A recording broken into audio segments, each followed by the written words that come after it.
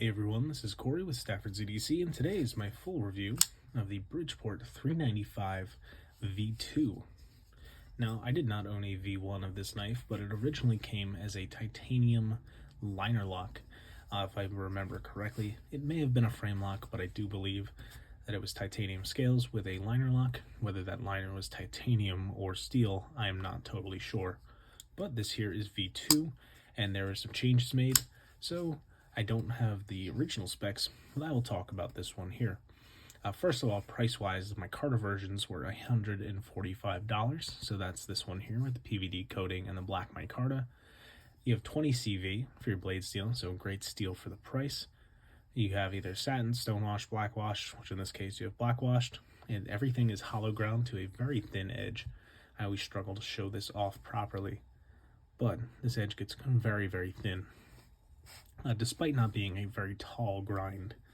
So that's really awesome. This is an incredible slicer.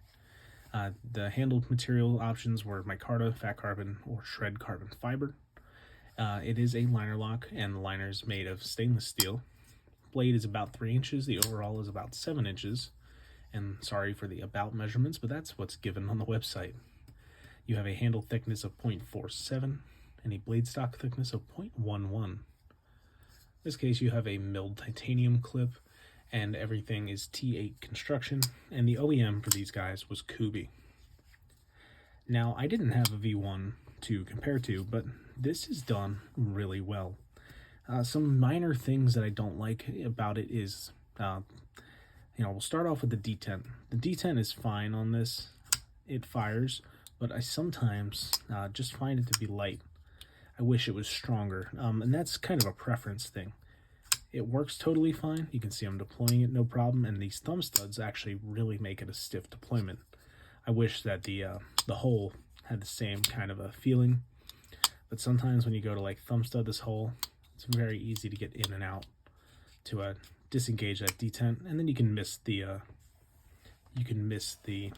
flick on occasion. So it's better to go to that thumb stud. In my opinion, I don't think you need the hole, but it's on there on all the models, and not all the models of the V2 have the thumb stud. So that's something to keep in mind. And then the other thing is this choil area.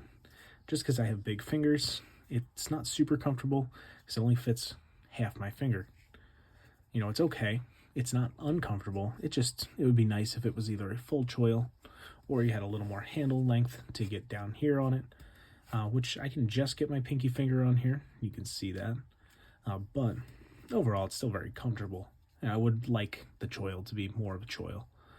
Whether it's intended to be one or not, I kind of think it is. And it's just a little small for me. But I mean, overall, that's the only complaints I have about this. This carries super nicely, and it just cuts like crazy. You have this hollow grind that gets so thin behind this edge, and a pretty thin blade stock of 0.11 that I don't know if you can see how fine that tip gets, but yeah, this is just a great slicer.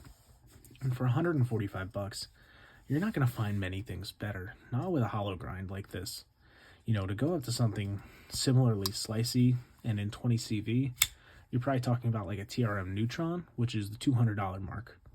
So for $55 less, thumb stud action, and then bearings in this case, instead of phosphor bronze on the Neutron, which I have my Neutron right here, if I can grab it.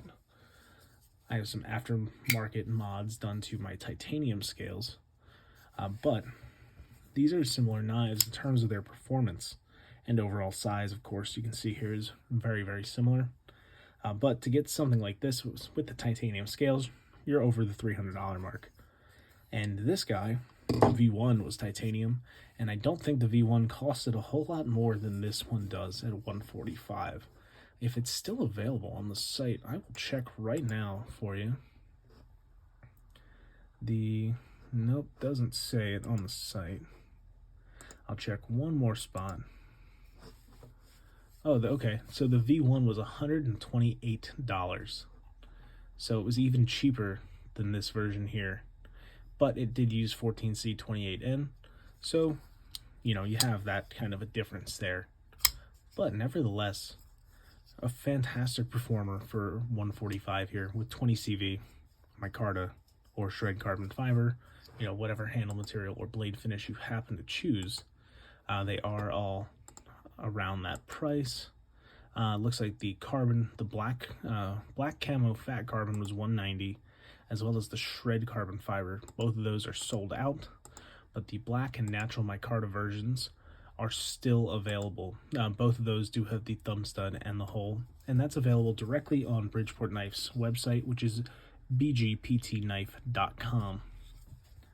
So yeah, if you want to pick one of these up, they are going to be available still.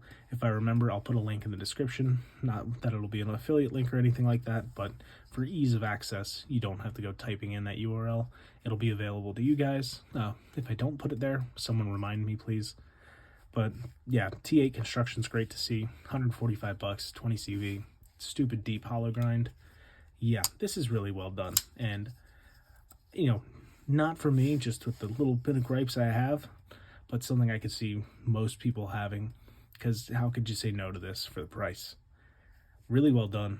And as far as the guy behind Bridgeport is a super nice guy as well. So please, if you're looking for a knife in that $150 range, go pick one of these up, show some support for a smaller maker, and you will not regret it, because these are damn good.